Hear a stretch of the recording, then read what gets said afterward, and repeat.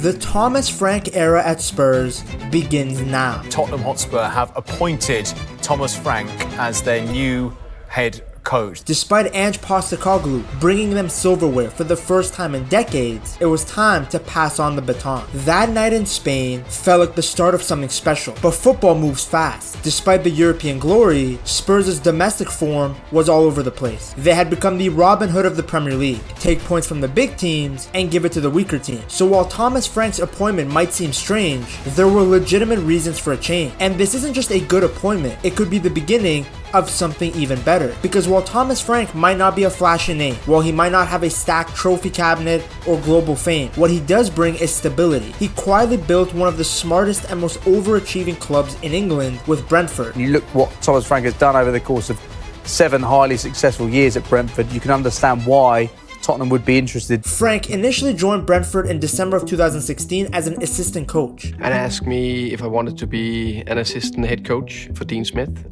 together with Richard Kelly. His job was to quietly learn, help out, and get to know the club from the inside. But my ambition was to be a head coach again, and but it also was to get abroad. The long-term plan was for him to eventually replace Dean Smith. Well, in October of 2018, Smith left for Aston Villa. At that stage, Dean Smith left for Aston Villa as to be a head coach there, and I was asked if I wanted to take over. And Frank was given the ropes. Initially, the team did struggle a little bit, but he didn't panic. He changed his formation to a 3-4-3, made some tweaks behind the scenes, and the results began to turn around. By January, Brentford were climbing the table, and Frank was even nominated for Manager of the Month. The next season was his full season in charge, so he was able to really get the team to click. He switched back to his 4-3-3 shape, and with more experience under his belt, he got the Bees buzzing. Get it? Because Brentford's nickname is the Bees and Bees buzz. Oh, brother, this guy stinks! Yeah, I'll show myself out. They won 8 games in a row and actually looked like they were going to get automatic promotion, but it wasn't meant to be. They lost their final 2 matches, which allowed West Brom to finish as runners-up behind Leeds. Brentford was forced to go into the championship playoff, and they lost in the final to Fulham. But the wonderful thing about Thomas Frank is that he doesn't give up.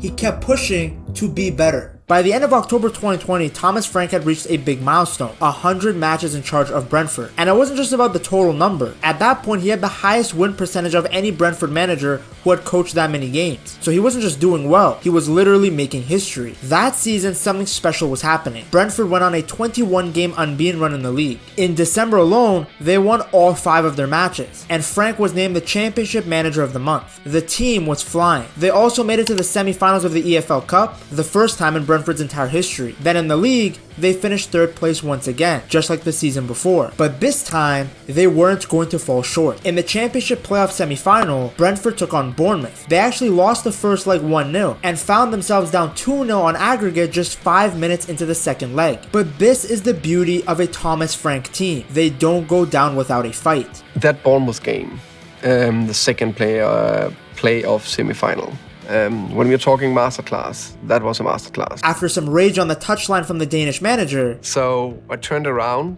smashed my foot into the bin, and then I turned around. No, Thomas, cool, stay cool. For 10 seconds, turned around, smashed my foot into the bin again. Brentford came back and won the game 3-1. In the playoff final, they beat Swansea 2-0 at Wembley. It was a huge moment. For the first time in over 70 years, Brentford were going to the Premier League. I think the promotion day, of course, and the moment with the final whistle is an explosion of feelings inside your brain and body and everything. So that's a crazy feeling. Frank became just the 2nd manager ever to lead Brentford into the top division, following Harry Curtis back in the 1930s. He had done such a good job that now he was beginning to get noticed outside of Brentford. He was named the DBU Coach of the Year in Denmark and was nominated for the London Football Awards Manager of the Year. It was a season full of rewards, and all of them well-deserved. Despite all the accolades though, when Brentford stepped into the Premier League stage in 2021, no one really knew what to expect. They were the new kids. Small club, small budget, first time in the top flight in over 7 decades. But what they did have was a manager who had a plan. Brentford began their Premier League journey with fire. They beat Arsenal 2-0 on opening night, and fans started to believe that this team might actually belong here. Thomas Frank full of energy on the touchline, clapped for every good move, and barked instructions non-stop. The team was super physical, and playing them, especially at the G-Tech Community Stadium, was a nightmare. Halfway through the season, Brentford was sitting 14th, 9 points clear of relegation. They ended up finishing 13th when the season was done. Not bad for your first year with the big boys. To succeed, Frank had shifted styles. There was less focus on possession and a greater emphasis on set pieces and counterattacks. And the consistency and the players know the patterns. But of course I'm aware that we need to be flexible sometimes. They really worked on scoring from any dead ball situation, whether it was a corner, free kick, or even a throw-in. Brentford had 10% less possession per match compared to their previous season in the championship, but the change in style worked. Brentford weren't flashy anymore, but they were smart, and more importantly, they were hard to beat. The mindset we have is that we go into every game and believe we can win. They had a lot of success with their goalie Raya pumping long balls to Tony, who would then flick it on for Mbeumo. Again, not the prettiest, but the goal was very simple: to stay up. In their second season, Brentford got even braver. They beat Manchester United 4-0, which I guess isn't that big of an achievement, but United did finish third that season, so I guess it was still somewhat impressive, especially when you compare the wage bill between the two teams. They even did the double over Manchester City. With Frank at the wheel, they didn't just stay up. They punched well above their weight. Their record against the top six was very impressive. I mean, you beat Manchester City twice. I mean, we're talking about the best team in the world. And despite working with a fraction of the budget of the other top Premier League teams, they were still able to get results. Frank hit 200 games as the Brentford manager in October of 2022, with more wins at that mark than any coach in the club's history. That Christmas, he signed a new 4.5-year contract. Brentford finished the season 9th, just missing out on Europe, and it was proof that the previous year wasn't a fluke. While the previous seasons were above expectations, the 2024 season was a very hard year for Thomas Frank and his side. Injuries hit the squad like a wall. They had 21 injuries, 11 surgeries, and were without their best player Ivan Toney for most of the season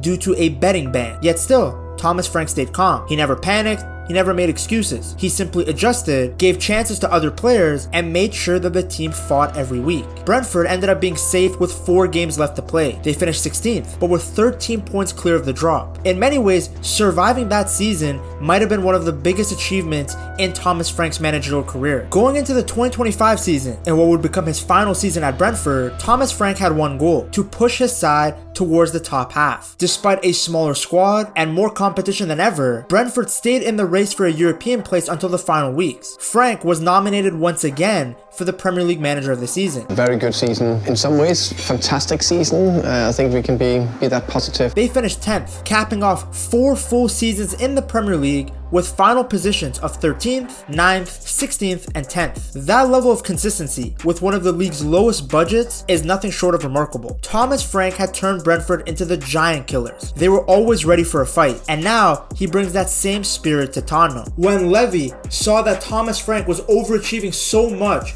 with such limited resources, I know his balls were tingling. That's exactly the type of manager he was looking for. Every season, Frank lost good players. Sometimes it was his best goal scorer like Mope, Ollie Watkins, and Toney. Other times it would be someone in his back line like Raya and Konsa. Yet without fail, he would adapt. But I believe that Levy was also impressed by Frank's ability to develop talent. Frank doesn't talk about projects. He builds them, something that the Danish manager has been doing long before he came to England. Frank used to be a teacher and started his coaching career in Denmark's youth system. He then managed Denmark at the Under-17 Championships in 2011. His team actually reached the semi-finals after beating England, who had Raheem Sterling and Jordan Pickford. In that team, he had Pierre-Emile Højbjerg, who many Spurs fans know very well, and Christian Norgard. Then when he got to Brentford, he transformed many good talents into top Premier League players. It was under Thomas Frank that Ollie Watkins transformed from a winger into a center forward. That move was pivotal to his career. If he stayed as a winger, who knows what would have happened to his development. That change in position completely changed the trajectory of his career, as he became one of the very best number 9s in the league for a few years. Then you also have Toney, who could have been at a top team right now, but he wanted the money so that he can spend it on Bet365. You also have Mbeumo and Wissa, who evolved into elite players. In fact, in the 2025 season, Mbeumo was one of the best forwards in the league. He got 20 goals and 8 assists on a side that ended up mid-table. Then you have Damsgaard, who got 10 assists as an attacking midfielder in the 4-2-3-1, but nobody talked about him. You can't tell me that there isn't pretty privilege in football, because this guy is a baller, but because his hairline is sprinting away from him and he plays for a club outside the top 6, nobody appreciates his ability. I also want you guys to take a look at the different kind of profiles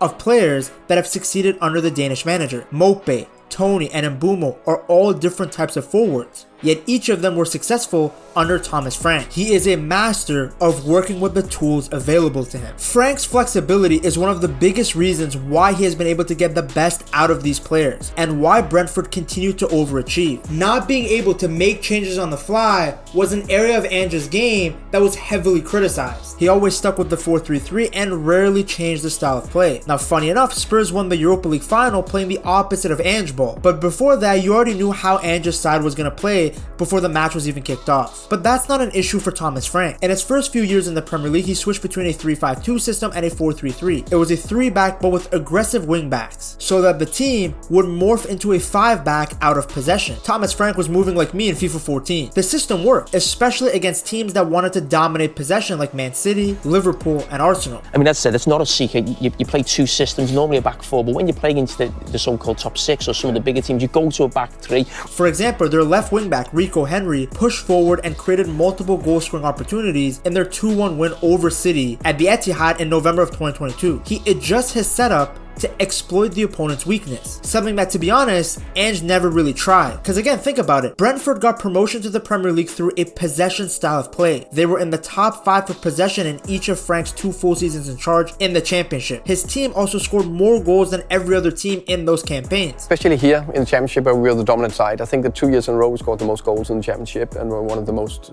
dominated, most attacking teams there. But he completely changed his philosophy and style as soon as he got to the Premier League. He became far more pragmatic. We think the team is better with a back 3, back 5 when we need that sometimes.